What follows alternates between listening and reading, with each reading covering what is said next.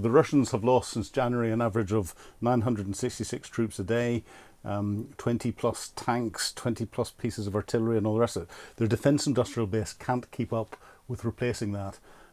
They have replaced a lot of the stuff that they lost in the first 18 months of the conflict, but even at the rates they're losing at the minute, they can't keep that up. So that's hollowing the Russian forces out. Hello and welcome to Frontline for Times Radio. I'm James Hansen, and today we're going to ask a fundamental question. How can Ukraine win the war from here? Let's be honest, it's been a very challenging 6 months for Ukraine, with Russia making advances and with delayed Western military aid. However, we have seen before the momentum in this conflict swing from one side to the other. So what needs to happen now for the momentum to swing back in Ukraine's favour? Well, joining me, we have a regular guest here on Frontline, former Colonel Philip Ingram, MBE, a former military intelligence officer with more than 26 years of experience in the UK Armed Forces and a former NATO planner. He's now a military analyst and commentator. Philip, always a pleasure. Welcome back. Thank you for having me again. First of all, do you accept the premise that the momentum can swing back to Ukraine?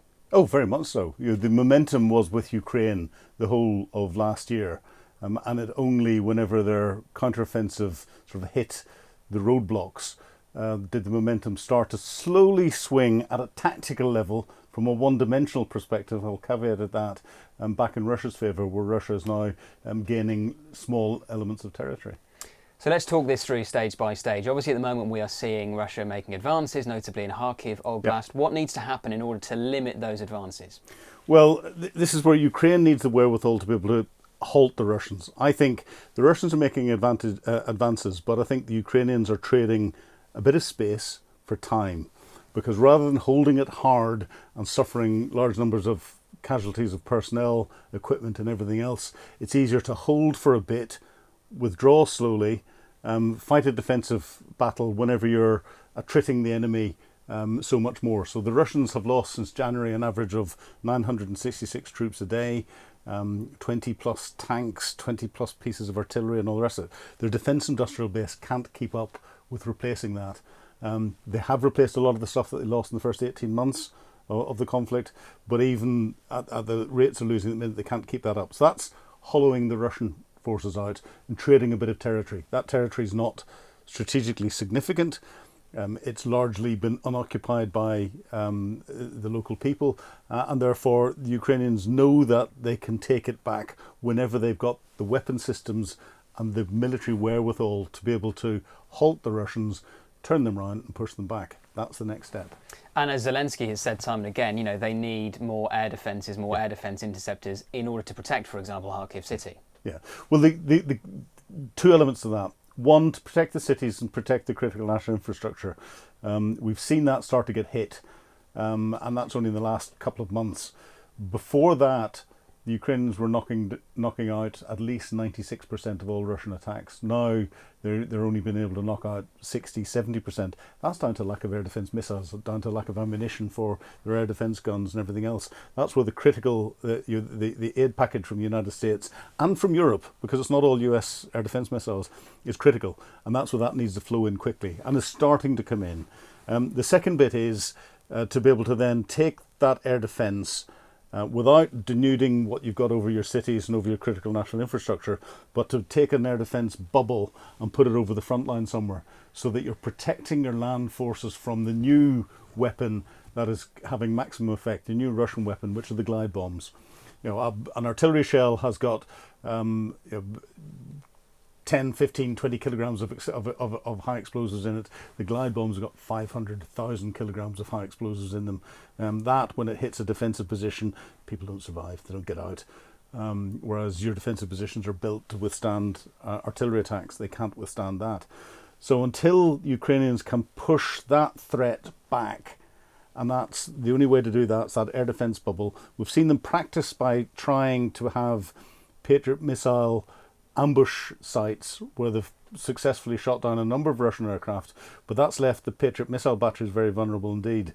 Until they can get something to protect that, then that's a very dangerous position to be in. And the bit that we're waiting for to get that air defence bubble are the infamous F-16s, with the right weapon systems, with the pilots properly trained to use them. And I think it's shown the complexity of it, that those pilots have been training now for 6, 7, 8, 9 months. It takes a lot of time, and a lot of those are experienced pilots. It takes a lot of time to take your experienced pilots and not just teach them how to fly a new aircraft, but to fight the aircraft. There's no point in flying it if you can't fight it, and to fight it with all the different weapon systems on it and how they all come together. Because the last thing you want is to get these new shiny, they're 20-plus-year-old aircraft, but or older, but compared to what they've got, new shiny aircraft, and you lose half a dozen on your first 2 or 3 sorties. So they have to be in a position where they can use them from a confidence perspective, and it's creating that bubble. Once the Ukrainians are confident they can create that air defence bubble over the parts of the front line that they want to have an effect on, then we'll see things changing. I'm glad you mentioned the F-16s because they are eagerly anticipated. Yeah. Could they be the kind of thing that does shift the momentum back in Ukraine's favour? Very much so. I think they are key, and I think that's why the Russians made their move on Kharkiv, where the Russians are prosecuting their operations quite hard on the front line through the rest of the front line. The front line's enormous, 1,200 plus kilometres. I think the whole of the British military would have difficulty dealing with less than 10% of that if we deployed everything we've got. So that the scale is enormous. But the Russians saw this very small window of opportunity before the Western ammunition came in, before the F-16s came in, and they know that they will push their ability to fly their fixed-wing aircraft with those glide bombs on, push them back and possibly out of range of affecting the front line. And that's where the Russians went for it, as well as splitting the Ukrainian reserve forces so that the Russians would be facing less protection on the front lines elsewhere. They haven't exploited that properly, but that's what we've seen beforehand. Even if the Ukrainians, their defences are weakened down because they don't have the resources there, the Russians haven't been able to properly exploit them. And whilst Ukraine is in this defensive phase of the war, is there more they can do to innovate on the front line? Because, from the outset, they have been very innovative. For example, their use of FPV drones. You're starting to see Russia become a bit more innovative now in terms of using dirt buggies and dust bikes and things on the front line to improve battlefield sort of mobility. Do you think Ukraine can be more innovative? I think Ukraine, from an innovation perspective, they've torn up all of the doctrine manuals that we've had, and the West is looking at Ukraine and going, oh my goodness cracky, they're teaching us so much. So the FPV drones, the way they used the NLAW missiles when the Russians first came in, and the Javelin anti-tank missiles and everything else, the way they're setting up different ambushes around the place. We haven't seen the Ukrainians use heavy armour in a massed perspective yet, but you can't do that until you get that air defence bubble around it. But there is an awful lot of innovation. The big area that they're innovating in that we had forgotten completely about is what I call at the operational level. Now, the tactical level, i.e. the front line, the fighting that's going on there, relies on the operational level to set the conditions for that, so to make sure that you've got the safe environment for supplies to come in, your reserves to build up, and be prepared, new equipment to come in, etc., etc., etc. And the Ukrainians are having a massive effect in attacking Russian oil production facilities, their manufacturing capabilities, defence manufacturing capabilities, air defence bubbles that they have around their bases and stuff before there's then a Ukrainian attack in. And attacking their morale as well by, we've seen 30 to 50% of the Black Sea fleet, the final missile carrying ship has been sunk, or allegedly has been sunk. That's having a massive morale effect, a massive command and control effect, and therefore is hollowing the Russians out from behind. And we're seeing the Ukrainians giving us a real masterclass in doing that. And within that, they're using long-range drones. They're using converted light aircraft into long-range suicide drones. They're bringing in a lot of new technologies that haven't quite hit the headlines yet in helping them do that sort of thing. But they're going back to the good old-fashioned tactics of sabotage and you're getting people on the ground to work for them. And that's causing the Russians some very, very real headaches. I can see that growing in its effort as the Ukrainians recognise they're ready to prepare for taking the initiative back on the front line again. And one of the things we're hearing a lot of calls for now is for Ukraine to be allowed to use Western supplied weapons behind Russian lines. And okay, you've heard noises from David Cameron, for example, and even Annalena Baerbock, the German foreign minister, saying that they should move in that direction, but the US still very much saying no, not at the moment. Yeah. Is a shift in that position a prerequisite of Ukraine regaining momentum, do you think? The only country that I'm aware of that's not allowing it to happen with our weapons at the minute is the United States. Why the United States is being so fixed, I'm not sure. Because the Russians are launching a large number of their attacks that's affecting the tactical operation from within inside Russian territory. Europeans, French, Germans, I think, haven't put a complete ban on it. The Brits are supporting and have put statements out to support Ukrainians using British weapons. And I know Ukrainians are using British weapons inside Russia to very, very good effect. The trouble is, what they need are those weapons that can be used at concentrations of troops much better, and those are the American supplied longer range ATACMS missiles and bits and pieces. So whenever the Russians concentrate their artillery across the border in Russia but are firing into the offensive operations that they're carrying on in Kharkiv, the Ukrainians can't attack them with the sort of mass that you'd want. They'd have to put an awful lot of effort and move that from other parts of the front line, leaving other parts of the front line more vulnerable. And this is where, if the Americans allowed them to use the American weapons across there, it would stop the Russians being able to exploit this safe territory for them, or almost safe territory. The indications to me suggest that the Ukrainians aren't as concerned about that militarily as they're saying publicly. And we have to remember, information and the way it's put out is a key part of this operation. I always remember Sun Tzu, the great Chinese philosopher and general, in his book The Art of War, said all warfare is deception, all deception is warfare. I'm paraphrasing, but that's 6th century, and he's right. So a lot of the statements that we're hearing out of people will be designed to have an effect one way or the other to influence how operations are going. If the Ukrainians were really concerned, we wouldn't see them flying capabilities to hit oil fields and to hit other bits and pieces around much deeper inside Russia. We'd see them concentrating on those bits that are affecting the tactical operations on the front line. Haven't quite seen that yet. So they're right to raise their concerns. They need to be able to use those weapons. If they can do, that'll help the Ukrainians regain the initiative again in a much quicker way. But it's politics, and that's the trouble with politics and where it goes. And of course, war is diplomacy by other means, so they're all linked. A lot of analysts say fundamentally the way to hurt Vladimir Putin and to get him on the back foot making concessions is to go after Crimea. If you look at, for example, the Kerch Bridge, what would it take to destroy the Kerch Bridge? I mean, people talk about maybe if Germany provides Taurus missiles, they could be used against the Kerch Bridge. Yeah, Taurus missiles can. There's a number of different solutions that can. If they can get the Storm Shadows within range, and again, you get the F-16s in that can provide an air bubble around an attack package going in with Storm Shadow or Scalp, which is the same missile but the French equivalent, into an area where they can launch them at the Kerch Bridge, then that's distinctly possible. There's that magic F-16 again, that air defence bubble around things. That's the key to everything. So there's a number of weapon systems that they could use to attack Kerch Bridge. The Russians close it every now and again because they see the threat that's coming in, and they could go back to the good old truck bomb or some form of some equivalent in that. The Ukrainian SOE operations are their initiative is fantastic. They don't need to close it at the minute because I believe that they think that doing that will be a clear indicator for what they're going to do elsewhere and will cause the Russians to get more prepared across the whole of the front line. So they're keeping that up their sleeve.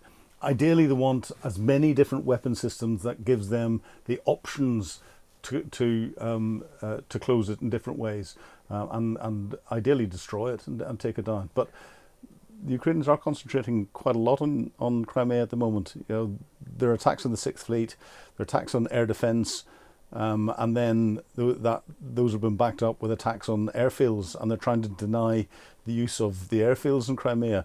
A lot of those airfields have been used to launch the fixed-wing aircraft that have got the glide bombs on them. There's a bit of preparation going on at the moment, so the indications are that Ukraine is starting to prepare the battle space.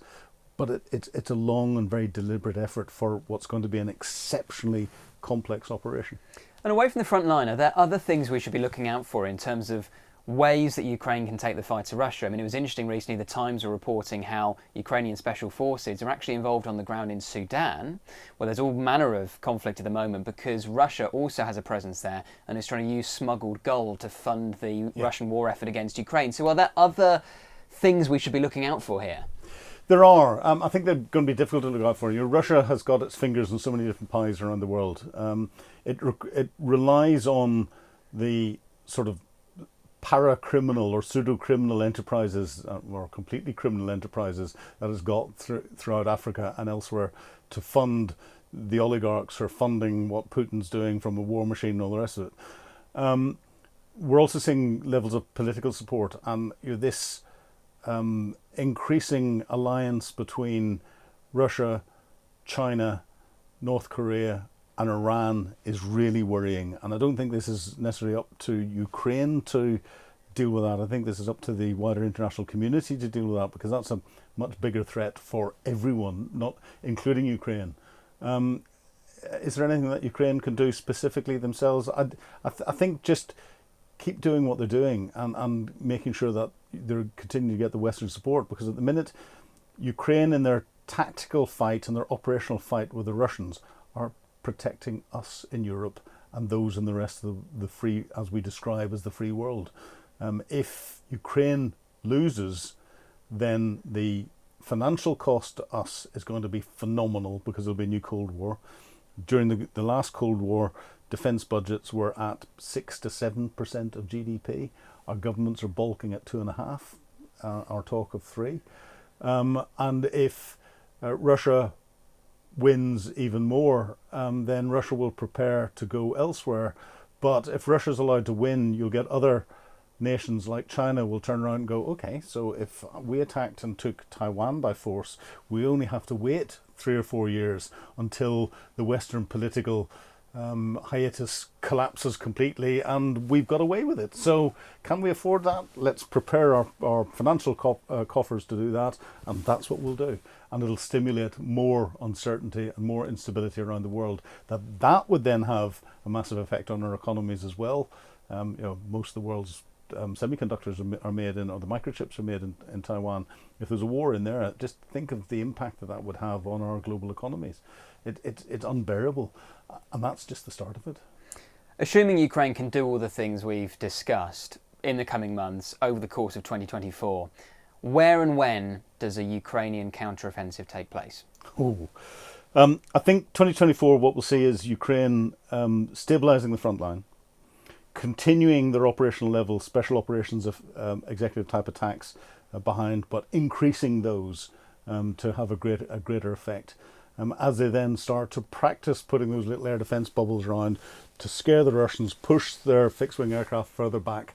But they'll do that over a number of different places in the front lines. The Russians don't quite know where the Ukrainian main effort will come in.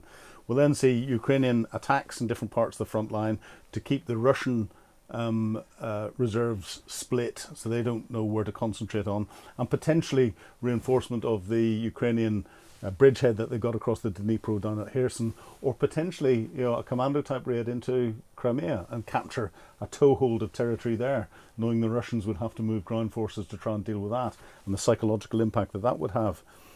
After that, we then see more logistic routes being interdicted, railway lines, the Kerch Bridge. That's the time to remove the Kerch Bridge, and then put an air defence bubble over the part of the ground where you're going to have a proper armoured effect. But before that armoured effect, I'd see the Ukrainians using their bomber aircraft to bomb the defensive positions and the minefields and all the rest of it, that they're going to put their ground engineers through to prepare that. The last time we came across that was during the Gulf War, and the Western Allies bombed the Iraqi defensive positions for over 30 days to try and weaken those defensive positions before they put engineers through on the ground. Ukrainians haven't been able to do that yet, and the defensive positions they're fighting through are stronger than we've seen in any conflict ever, including the Second World War. So they need to do that, and then once that's happened, that's when the ground force is going to go in. Just finally, Philip, do you think there's a risk that we are becoming too pessimistic about Ukraine's chances? And perhaps that's because we've forgotten some of the fundamentals, that yes, OK, it's been a very difficult 6 months and more Western support is needed, etc., etc. However, given what Vladimir Putin's objectives were at the start of 2022, given where Russia is now, Russia has failed in those objectives. And do you think we lose sight of that sometimes? I think we do. From a commentary perspective, Russia has failed strategically. It's failed to dislocate the Zelensky government, to capture Kyiv, to put a puppet government in, to have Ukraine as a puppet of Russia in the same way that Belarus is. That's what they wanted. They wanted to stop NATO expansionism. NATO's grown by 2 countries since this has happened. Russia has been tactically pushed back from huge swathes of territory to focus in the east. Yes, they're having a little bit of success in what's going on, but I see that as Ukraine trading space for time, as I've said beforehand. And now Russia's gone back to what Russia always does and try to get into an attritional war to make it as long as possible, to get Ukraine fatigue into the West, because they understand Western politics and how that can set in. And that's what we're seeing, Ukraine fatigue coming in. So Putin is exploiting that more and more. The best thing we can do is redouble our support and our effort for Ukraine and embolden Ukraine to continue to protect us, because that's what they're doing. They are sacrificing their lives to protect us. Philip, it's always a pleasure. Thank you so much for joining us today on Frontline. Thank you. Thank you for watching Frontline for Times Radio. For more on global security and the war in Ukraine, you can listen to Times Radio, take out a digital subscription to The Times, and click subscribe on our YouTube channel.